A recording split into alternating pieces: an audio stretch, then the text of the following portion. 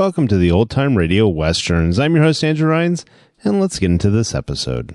This episode is going to be Tales of the Texas Rangers. Original air date is August 12th, 1950, and the title is The Broken Spur. Hope you enjoy, and again, thanks for listening. Wheaties presents Joel McCrea in Tales of the Texas Rangers.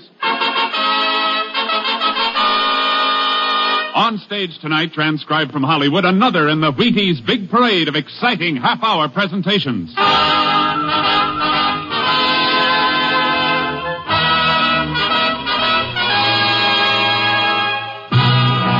Tales of the Texas Rangers, starring Joel McCrea as Ranger Pearson. Texas, more than 260,000 square miles. And 50 men who make up the most famous and oldest law enforcement body in North America.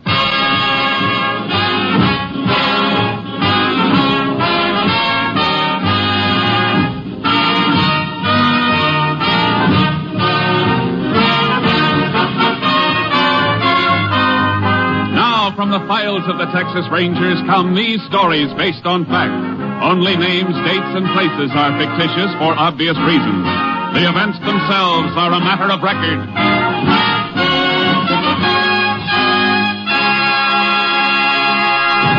Tonight's case, The Broken Spur.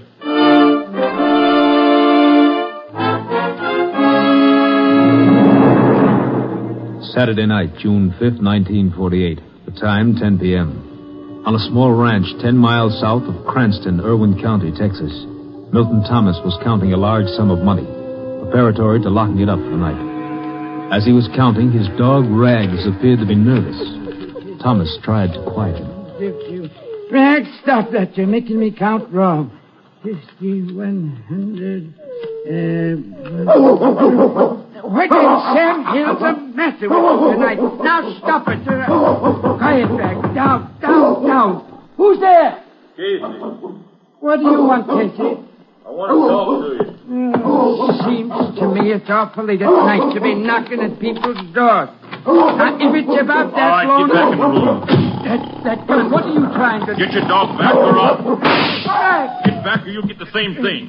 Get away from that dog. Give me that money. No, I won't. Don't you ask for it? No, don't take it. Get up. Let go of my legs. No. I said let go. No. All right, then.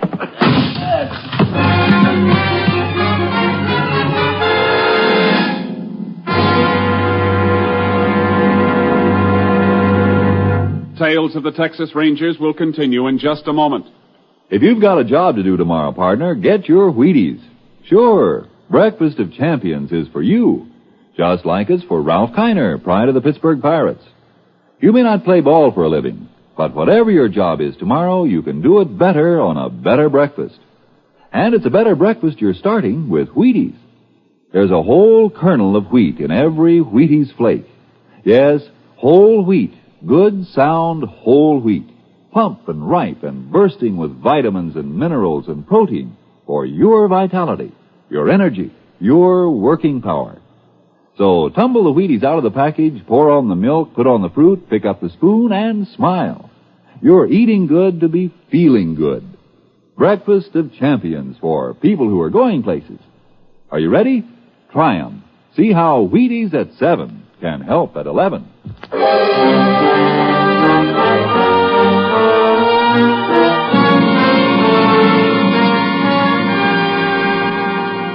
At 10:30 the same night, Milton Thomas's house was discovered on fire. The Cranston Fire Department was called. Next morning, the local sheriff, making a routine investigation, discovered the burnt remains of a broken chair next to Thomas's body. He ordered an autopsy. The results prompted him to call the Texas Rangers. Ranger Jayce Pearson was assigned to the case and arrived at the scene of the fire early that afternoon. Well, howdy, Ranger. I'm Sheriff Tackett. Howdy. My name's Jayce Pearson. Come on, I'll show you the house. Or what's left of it. All right, folks, step back, please. Shouldn't have all these people walking around here, Sheriff. Ruin any footprints there might be. I had my deputy here just a few minutes ago, Pearson. I sent him down to get some coffee. All right, folks, step back away from the house, all of you. Now get back to the fence, please. All burned out except for the walls, but You may find something. You said when you called you didn't think it was an accident. I've been sheriff here for 18 years, and I'll stake my reputation it wasn't. It was arson to cover murder. Based that on the autopsy? Yep. Coroner couldn't find any traces of carbon granules in the bronchial passages or lungs, and only the normal amount of carbon monoxide in the lungs. Indicating Milt Thomas wasn't breathing when the fire started. Right. This was the front door. Burned off the hinges and fell out. That's funny. What? The lock on this door. Special kind. Takes a key on both sides. When the door is shut, you have to have a key to get out of the house as well as in. Oh, that, yeah. Milt was a funny old galoot. Had them put on both doors. The windows had trick locks, too. Why? Well, folks say he kept a lot of money in the house. Maybe just a story. This lock's still working. Let's look at the back door. Oh, here's what's left of Milt's old iron safe. Was it open like that when you found it? Yep. Empty, too. This lock's not forced or broken. Kind of hard to tell much about anything after the roof fell in. Yeah, it's a mess, all right. Same kind of lock here on the back door. It's working, too.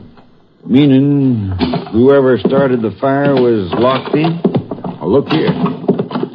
Whoever it was, here's where he went out. See that window glass outside on the ground? Let's climb out and look.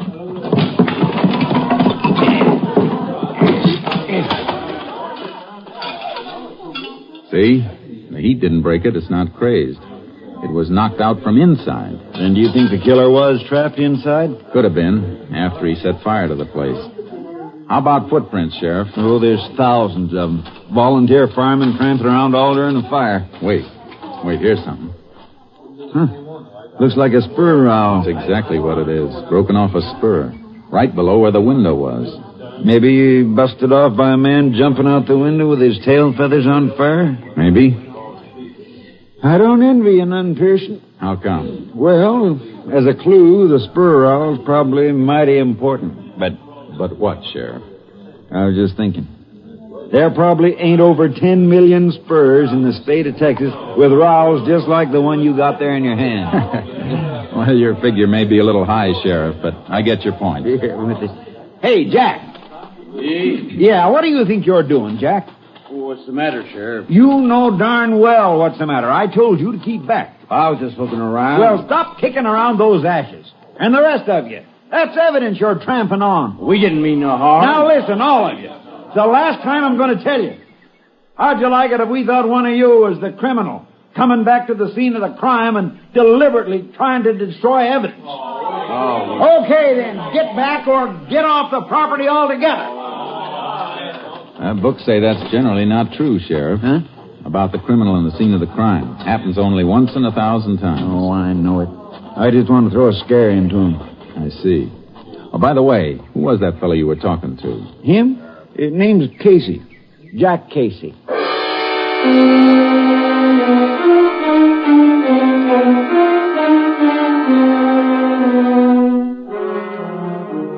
The sheriff and I went over the yard thoroughly, but any footprints the murderer might have left were trampled out by the firemen and the onlookers. Finally, some distance from the house, I found the place I was looking for. Sheriff? Huh? Come over here. What is it? Look, here's where he took off from. Hoofprints. Dug out in an awful hurry, too. And his horse tethered to this tree. Seems to me any man who had legitimate business at the house would have tied up closer. Yeah, that's logical.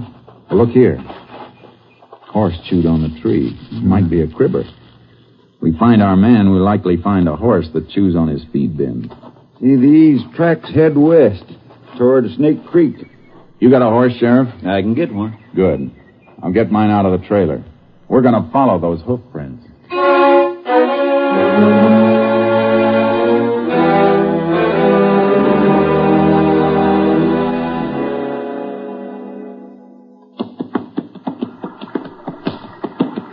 Hold it, Sheriff. Keep your horse off that bank. Why? What's the matter?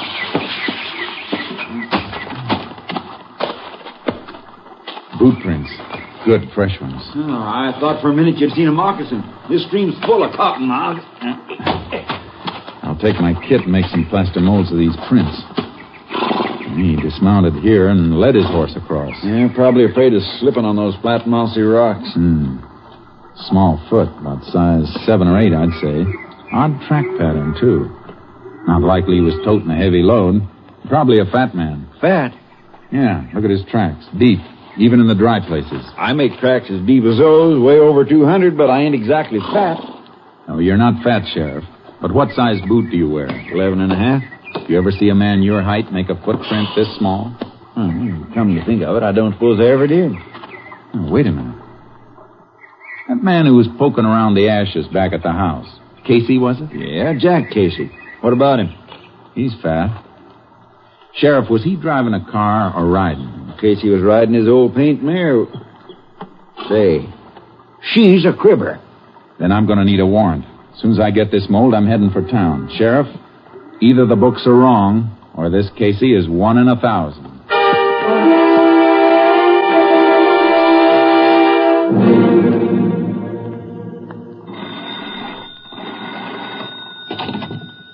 Operator, this is Jack Casey again. What about that call I've been trying to get through for the last hour and a half? Yeah, Money, Texas, the Delta Sawmill Company. I know it's Sunday, but somebody's bound to be... Who's that? Oh, Jack! What are you doing with that gun? Oh, it's you. Operator. Hello, Operator. Hey, you said you'd call me back every 20 minutes. It was over half hour last time. Well, keep trying.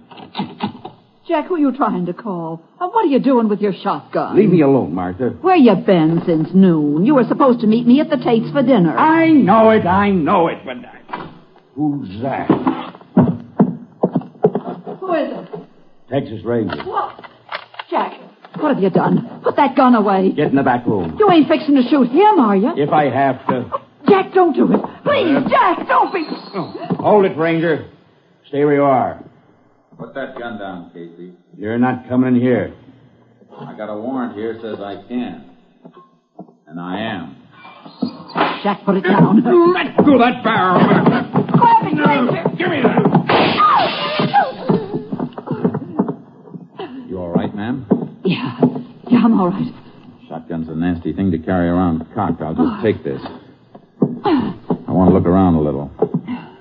That's your bedroom? Yeah. Come on. Paint mare outside yours? Yes, it is. Are these your boots? Mm-hmm. How'd you break this spur? Huh? Well, I didn't know it was broken. I'll take these boots along. You want me to get it, Jack? No. Isn't somebody going to answer it? Yeah, sure. Hello? What? Never mind, cancel it. You better come along with me, Casey. What's this all about, Ranger? Where are you taking Jack? He thinks somebody killed Milt Thomas. To be exact, he thinks I did. No. You seem to know some of the answers. Some of them. Before we go, Ranger, I'd like to ask you one question. Sure. What time did this so-called murder take place? About 10 o'clock last night. 10 o'clock? What, that's I'll when we were... handle this, Martha. Suppose I can prove where I was last night. We're just as anxious to prove a man innocent as guilty, Casey. Do you have any witnesses? About 300 of them. At 10 o'clock last night, I was sitting in the Cranston High School auditorium watching my niece graduate.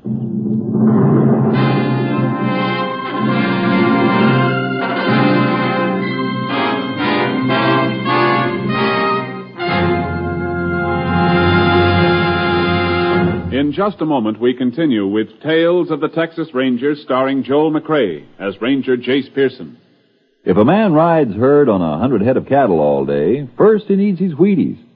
Yes, and if a man sits behind a big desk and pushes buttons on his job, first he needs his Wheaties.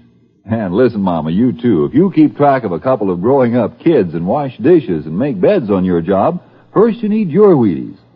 Yup, whatever your job, wherever you work, Wheaties can help. Whether you run a machine or pound a typewriter or play baseball for a living, first you need your Wheaties. Because here is whole wheat with the rich, full-bodied energy of whole wheat. There's a whole kernel of wheat in every Wheaties flake. That's why Wheaties give so much. Vitamins, minerals, protein. Wheaties have them, and they're for you. Pour the Wheaties into the cereal bowl, add the milk, add the fruit, and dig right in. Do that at 7, and see how much better you're working when 11 a.m. rolls around. Yes, try them every morning, crisp and tempting. And see if I'm not right. See if a better breakfast with the whole wheat nourishment of Wheaties doesn't make a pleasant difference in your morning's work. See if milk, fruit, Wheaties isn't honest and truly breakfast of champions. See yourself how Wheaties at 7 can help at 11.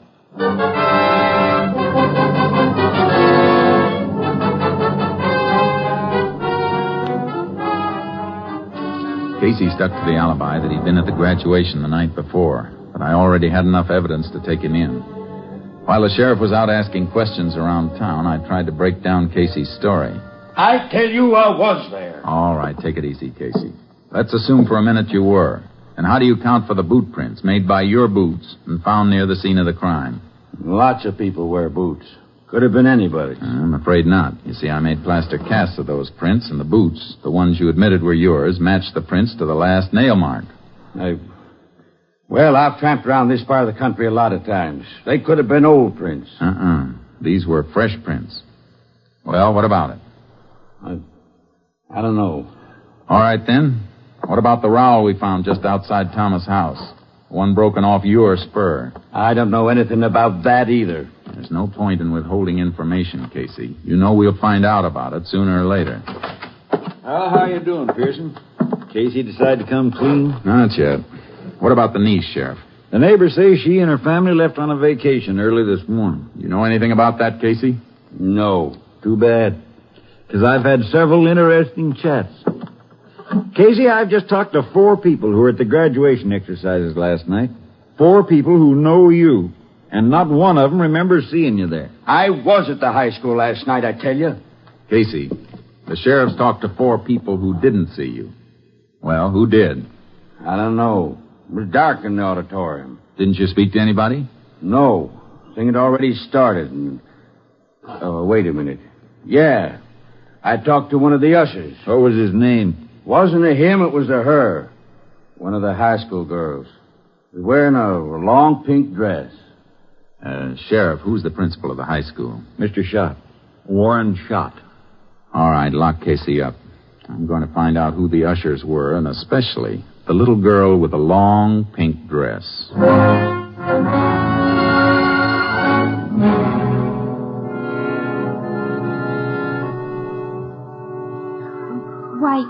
Why, yes, sir. I remember Mr. Casey being there with Mrs. Casey. Are you sure, LMA? This is very important.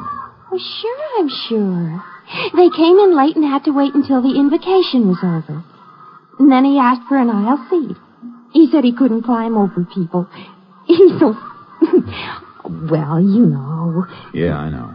And he didn't leave at any time during the exercises? Not until near the end. They left just before the recessional while everybody was standing and singing the class song. What time was that? Oh, a few minutes before 11. All right. Thank you very much. Goodbye. Was I any help, Ranger? Yes, LMA. You were a big help.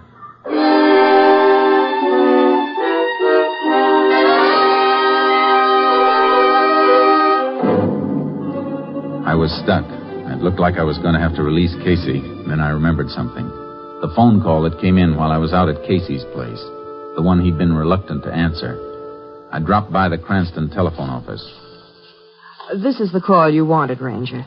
What was it? Mr. Jack Casey placed a call to the Delta Sawmill Company in Monee, Texas at 2:22 p.m. today. There was no answer, and when the Monee operator did get through, she called back at 3:40. But Mr. Casey had canceled it. Do you know who the call was for? Oh, yes, sir. It was person to person to Mr. Ben Casey. Ben Casey? Mr. Jack Casey's son. Son? Well, do you know him? I used to. When? Well, we went to high school together. Some of my girlfriends and I used to go places with Ben's bunch, but my mother made me stop. She said he wasn't the kind of boy that girls should run around with. I see. And he finally left home. Couldn't get along with his stepmother. Oh, then Mrs. Casey's not his mother. Oh, no, Ranger. They used to fight. Oh. Go on. This may be very important. Well, I heard that she and Ben fought all the time, and then one day after they had a big fight, Ben packed up and left. Well, when was this? I reckon it was a couple of years ago. He went down to Moni then and got a job at that sawmill there. What does this Ben look like? He's a spitting image of his father, and just as fat, too. Have you seen him lately? I saw him at the bus station. His father came and picked him up. When? Let's see, day before yesterday. Friday.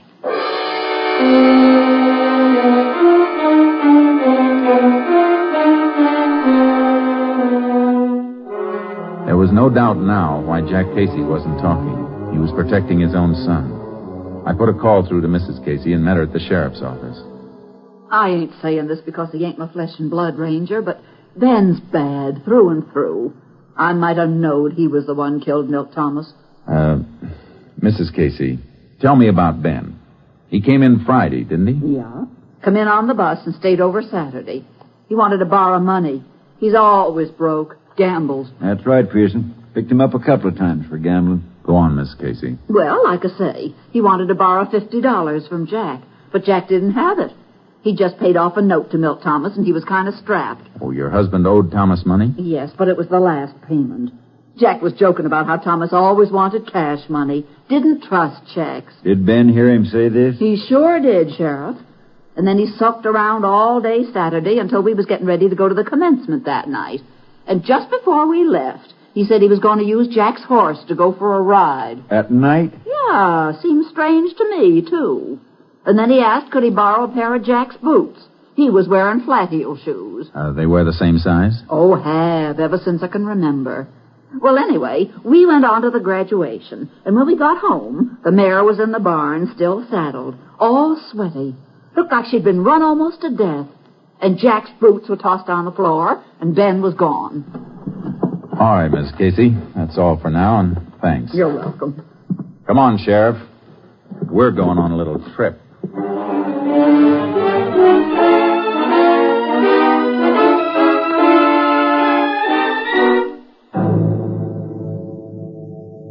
Sheriff Taxon and I piled into my car and headed for Moni. As soon as we got out on the highway, I put in a call to my headquarters. Unit 10 to KTXA. Unit 10 to KTXA. KTXA to Unit 10. Go ahead, Unit 10. Unit 10 leaving Cranston State Highway 22 en route to Moni. Investigating murder suspect believed in vicinity of Delta Sawmill. Will keep KTXA informed. Unit 10, 10-4. Okay. KTXA, Austin. KTXA, Sheriff, Austin, you know young Casey by sight, don't you? I watched him grow up. Good. If he's gone and we have to comb for him, I don't want to turn up the wrong fat man again. Oh, you'd know him now, after seeing his father. Except for age, they're the same. You mean except for age and the fact that the young one's a murderer?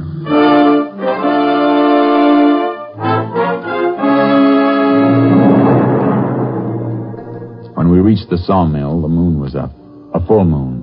There was a light burning through the window of one shack at the edge of the camp. We pulled up there and got out of the car and went in.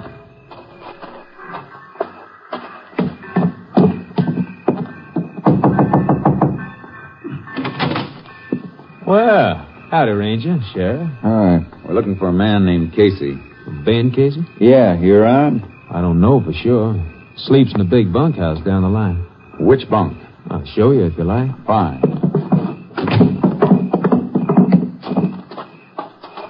Sheriff, maybe you better take a look through the mess hall. A fat boy like him might be fixing a late snack. If you don't find him, come up and meet me. And if you do find him, call me before you try and take him. Right. Bunkhouse is this way. No light in the place. Well, some of the boys was going into town for a moonlight dance. Don't know if Ben went with them or not. Has he been packing any money that you know of? Well, yeah, come to think of it, he had quite a bit. Said he hit it lucky in a dice game that... Well, he did get it in a dice game, didn't he? If he did, the other fellow never got a chance to roll them. Oh? Yeah, here we are.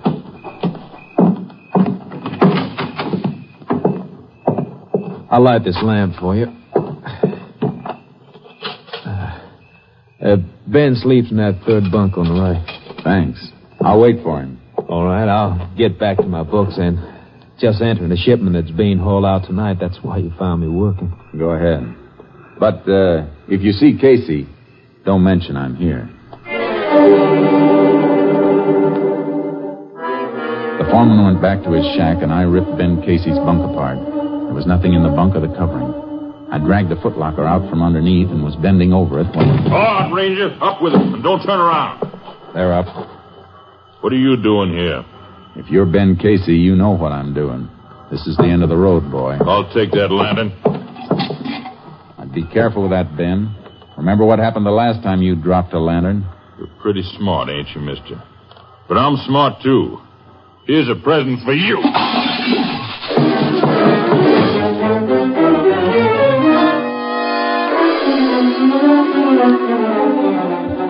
The lantern hit the edge of the bunk, and the flaming kerosene splashed over me. I beat the flames out with my hands and dove for the door. He'd rammed something against the outside of it. When I forced it open, I stumbled over a heavy log bench he'd used as a barricade. Hey, Ranger, what is it? Casey! You see him, Sheriff? Well, somebody ran off that way, toward the rail siding. Let's go!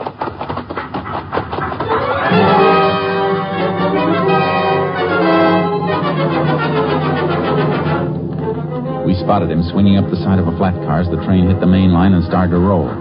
We grabbed onto one of the last cars and scrambled to the top and started to work our way forward. There he is. About 5 cars ahead. I can't see him. Kerosene scorched my eyes. He can see us, all right. He's shooting. Drop flat. We'll crawl up on him. He can't go any farther than the length of the train. There he goes. He's jumping. I see him. I'm going after him. Well, I'm coming with you. He's breaking through the wheel.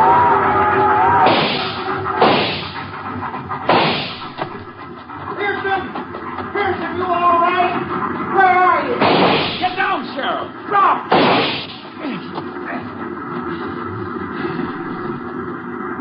Can you see him? No, but he's close. About 10 yards in, not moving. Keep low. We're silhouetted good against this clearing. What you doing, Pearson? Taking off my jacket. See if you can find a stick about 5 feet long. Well, here's a dead branch. This do? Fine. Give it to me. What you fixing to do? I'm going to put this branch through my coat sleeves like this. Here. When I tell you, hold it up. I get it. Something for him to shoot at. Huh? Right. I'll fire at his gun flash. All right, Casey. Come out with your hands up. This is your last chance, Casey. Okay, Sheriff. Lift the coat. You got him. Come on. Don't shoot, Ranger. Don't kill me. Oh, please give me a chance. Like you gave Milt Thomas? It was a short train ride, Casey, but I got a hunch you'll get a longer one soon. Come on.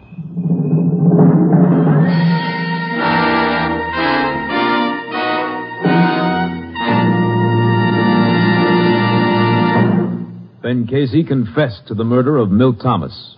On August 2nd, 1948, he entered Huntsville Penitentiary. His sentence, life imprisonment.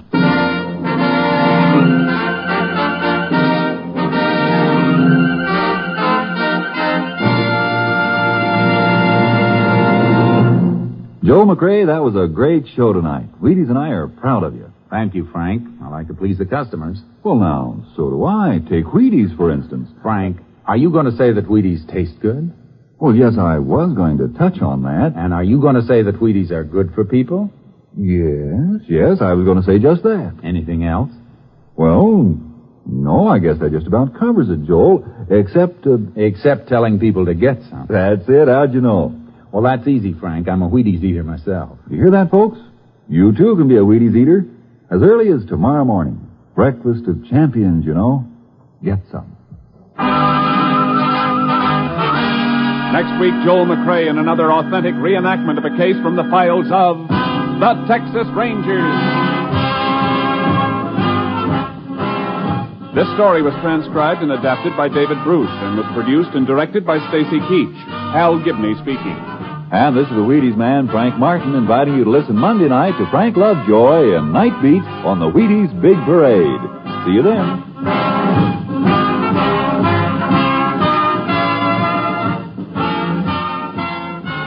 To Tomorrow there's good listening with the Summer Symphony on NBC.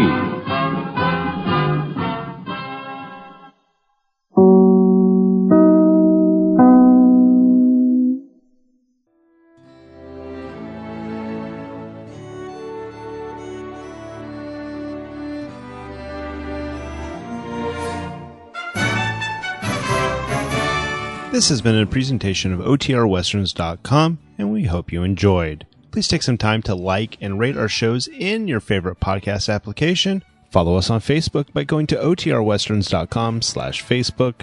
Join in the conversation by going to OTRWesterns.com/Discord. And don't forget to send us an email, podcast@OTRWesterns.com. This episode is copyright under the attribution, non-commercial, share alike copyright. For more information, go to OTRWesterns.com/copyright. Have a great day, and again, thanks for listening.